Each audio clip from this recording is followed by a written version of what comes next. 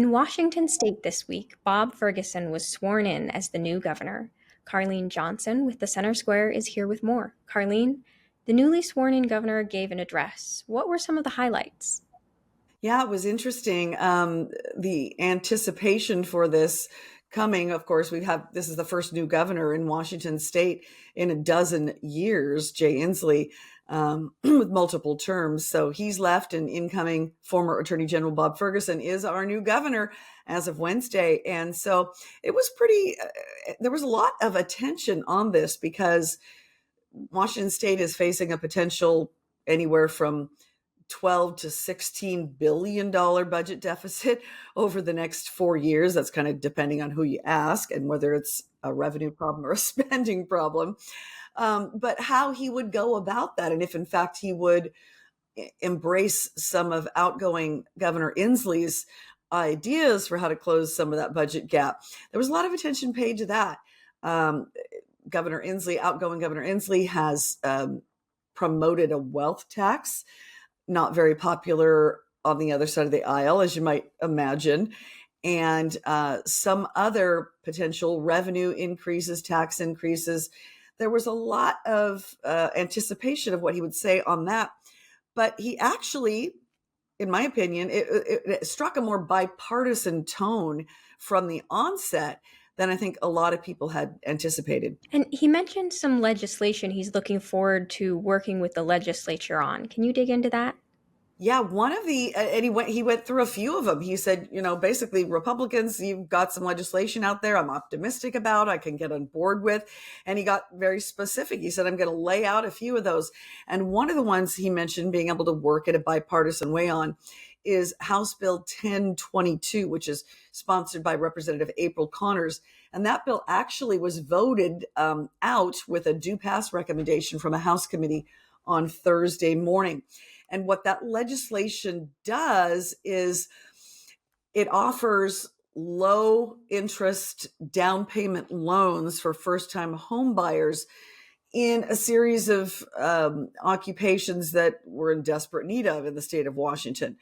Corrections officers, law enforcement officers, firefighters, 911 dispatchers, physician's assistants, nurse practitioners. I mean, there's a number of these that her legislation would, assuming it ends up getting signed into law, offer these low interest loans and other assistance. Now, there was one Republican during the Thursday morning session ahead of it being passed out of committee, a Republican who said, wait a minute, this is all well and good, and we need to encourage more people to come to Washington where the cost of living is so high to work in these, positions. But is it government's role to be saying, okay, because we need more police officers, we're going to give you a low interest, no interest loan on a down payment for your house? Is that really what the role of government should be doing? Especially since we're talking about a huge number of occupations. One of the amendments added during the hearing Thursday was to allow paraeducators in the state of Washington to have access to these low interest, no interest down payment loans. So, but she was the only, Representative Jacobson was the only no vote out of that House committee, and it moved forward. One of the other ones that was interesting during the speech, that I have to get used to saying Governor Ferguson, I almost referred to him as Attorney General Ferguson after all these years. But one of the other ones that he said he's on board with, which Republicans have tried to do now for 5 years in a row, is to reform emergency powers. Anybody in the state of Washington will remember that during the pandemic and the subsequent years, former Governor Inslee hung on to executive power control and emergency powers without input from the legislature longer than any other state in the country. And he took a lot of flack for that. Many states, called executive sessions, called special sessions, I should say, brought lawmakers in even during the pandemic, or had Zoom sessions, right, to say, okay, how long should we keep the schools closed? Which kind of businesses are essential and are non-essential? Governor Inslee did not include lawmakers and took a lot of flack for that. So Republicans have, for now a fifth year in a row, tried to get some Democrats on board with the idea of reining in some of those, superpowers of the governor. And the fact that Governor Ferguson said he could get on board with the legislation, he said with some caveats, but he's encouraging, other lawmakers to get on board. I think that was really unexpected and something Republicans are enthused about. What is Governor Ferguson's relationship with the incoming Trump administration, and what can we expect there? Yeah, as AG, Bob Ferguson sued the Trump administration.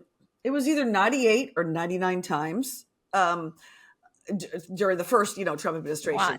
So more than any other, AG in the nation. So that relationship, not so harmonious. And now as governor, he made clear during the speech that he says he looks forward to working with the incoming Trump administration, but would stand firm for what he termed Washington values. And he brought up reproductive rights, which was not a huge surprise. Washington state, of course, very blue when it comes to reproductive rights, abortion rights. And as if the incoming Trump administration ends up doing anything from the federal level as far as that goes, which Trump has said he will not. He believes it's a state's issue.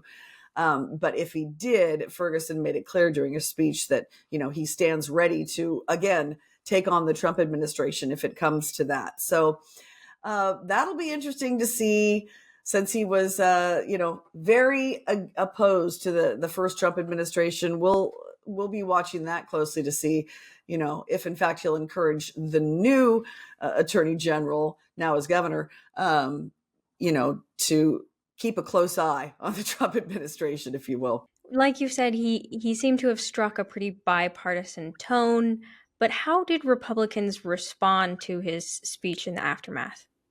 Yeah, about an hour after the speech concluded Wednesday early afternoon, it was Representative Gloria Mendoza of Grandview, Republican, freshman legislator from that 14th district, that delivered a message from Republicans after the address. And she said, there's a lot of issues during session with one-party control. And Washington state has been basically under one-party control, Democrats majority for 40 years in the governor's mansion. It was 1985, John Spellman, when he left office, the last Republican that's been in the governor's mansion. It's been a Democrat every year since then. And then for many years now, we've got Democrats in majorities for the House and Senate, as well as holding every statewide executive position, lands commissioner, insurance commissioner, and the like. So her speech focused on the fact there's all these challenges ahead, but hey, we're over here wanting to be part of the solution. Can we, get a seat at the table, basically? And then she also did criticize Ferguson for bringing up Trump at all. She said, we've got so many issues right here. Let's get the focus off of, litigation against the Trump administration and really focus on Washington state's problems, try to rein in some of the spending. And Ferguson has already asked Washington state agencies to collectively trim about $4 billion out of their budgets, whether that's going to be reductions in staff or just finding efficiencies. So he's kind of, riding this. He's been known as being so progressive and so anti-bipartisan, if you will. That's a really messy way of putting that. But he's been known for that in the AG's office. But it seems like he's really trying to strike this tone of saying, I will put this olive branch across the aisle to you Republicans. Let's work on some efficiencies together. Let's get government out of the way. So it remains to be seen how it will go from here on out. But Republicans seem at least seeming to be encouraged at this point. So we'll be waiting to see what actually plays out. Well, Carlene, thank you for your insights on this story. Listeners can keep up with this story and more at thecentersquare.com.